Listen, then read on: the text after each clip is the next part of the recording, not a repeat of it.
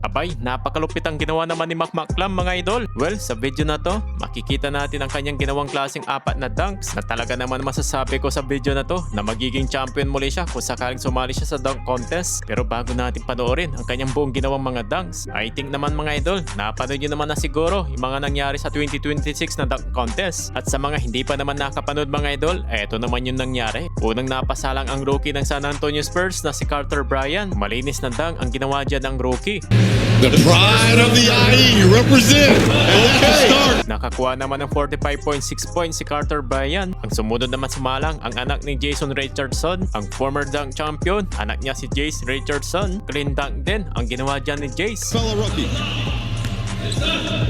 Iniskora naman si Richardson ng 45.4. Ang pangatlong lumahok naman na si Keisha Johnson ng Miami Heat. Hype na hype nang pumasok ito sa arena. Tumalo naman sa tao itong si Johnson. He feels he's winning this thing. Sumayaw ng Teach Me How to Doggy. Pagtapos ng dunk, binigyan ng 47.4 ng mga judges itong si Johnson. Sumali rin ng dunk contest si Jackson Hayes at ito naman ang ginawa ng big man ng LA Lakers. Biggest guy. Siya naman nakakuha ng pinakamababang points sa first round with 44.6 points. Well, unang sumalang naman si Jackson Hayes sa second round. Kailangan bumawi ni Hayes at ito naman ang kanyang ginawa sa second round. 47.2 points naman nakuha dyan ni Hayes. Sumunod naman sa kanya si Richardson. Nabigo naman dito sa second round. Tumama pa mga idol ang ulo niya sa sahig. Kaya gumawa lamang ng simpleng dunk si Richardson. Nang dahil dyan, nakakuha siya ng mababang 43.4 points. Pero heto, sa second round, nagpipe naman si Carter Bryant ng San Antonio Spurs. That's good. That's it. That's good. Nakapasok sa second round si Carter Bryant nang makakuha ng almost perfect points sa mga judges. Huling sumalang naman mga idol si Johnson. At heto naman ang ginawa ng player ng Miami Heat. Well, makakalaban ni Carter Bryant sa final round itong si Johnson at unang napasabak ang player ng Miami Heat. Inulit ang kanyang hindi naman nagawa sa second round. He missed earlier. Looks like he is.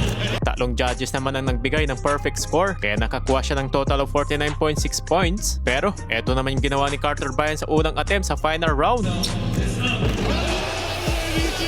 Napakalinis ang ginawang between the legs ni Carter Bryant. At first time sa dunk contest, may nakakuha rin ng perfect score. Para naman sa ginawang attempt ni Johnson, malayong take-off ang ginawa ng player ng Miami Heat.